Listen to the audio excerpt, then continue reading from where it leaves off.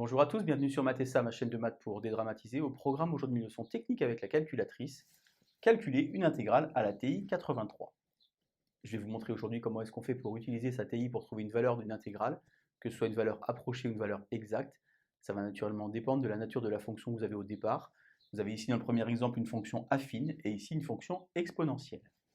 Pour commencer donc le rappel de la formule, I égale intégrale de a à b de f de x dx. Je vous rappelle que le x est une variable muette, on peut mettre ce qu'on veut comme lettre, x, t ou autre chose. On évite simplement d'utiliser la lettre O.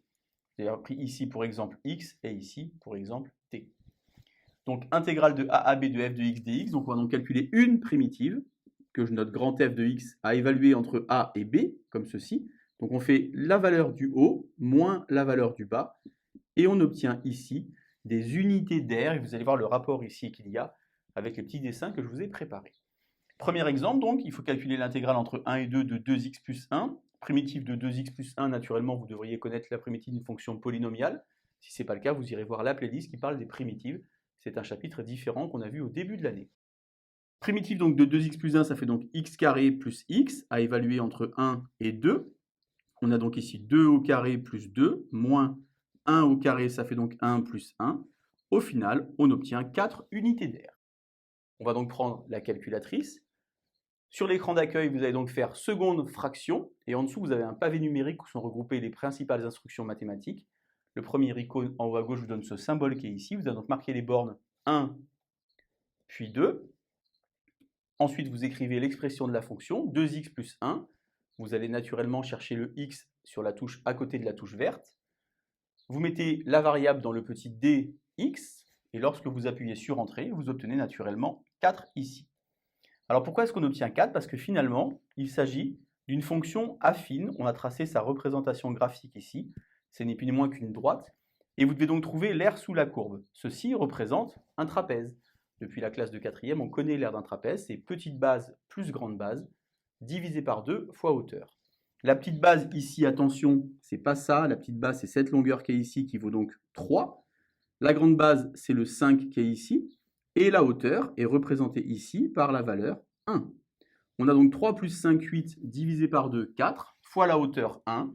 Et donc tout naturellement, on retrouve ici notre 4 qui est à cet endroit-là. On reprend la calculatrice, je vais vous montrer quelque chose. Vous allez donc sur votre écran d'accueil, vous appuyez donc sur f de x. Vous allez rentrer l'expression de la fonction. Alors attention, extrêmement important, on rentre bien la fonction et non pas une primitive. C'est la fonction qu'on va rentrer. Vous mettez donc 2x plus 1.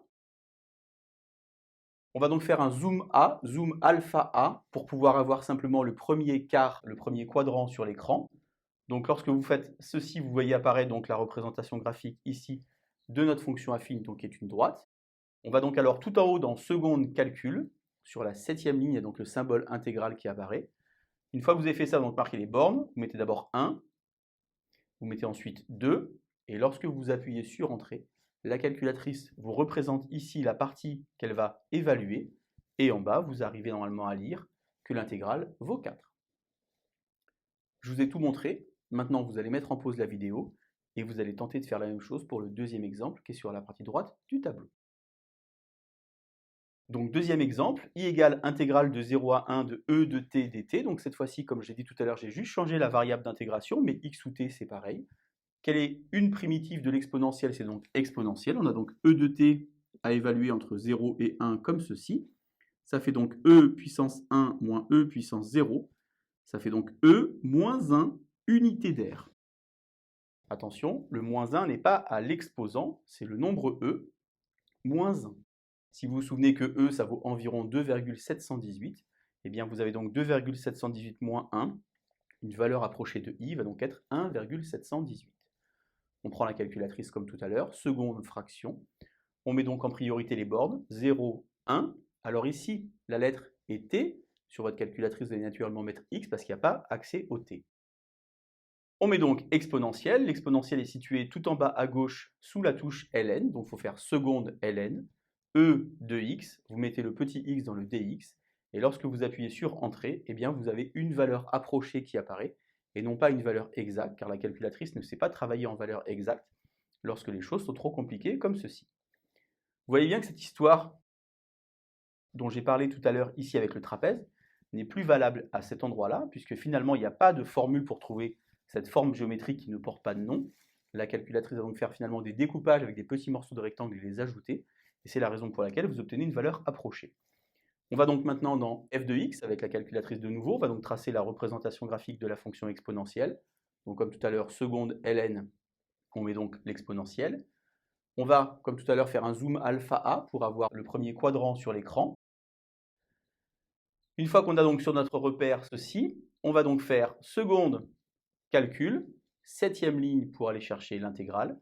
Vous allez donc marquer 2 zéros pour la première valeur jusqu'à 1 pour la deuxième valeur.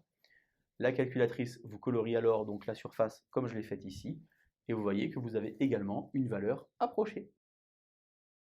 Allez, à vous de jouer! Bonne journée sur Mathessa, à bientôt!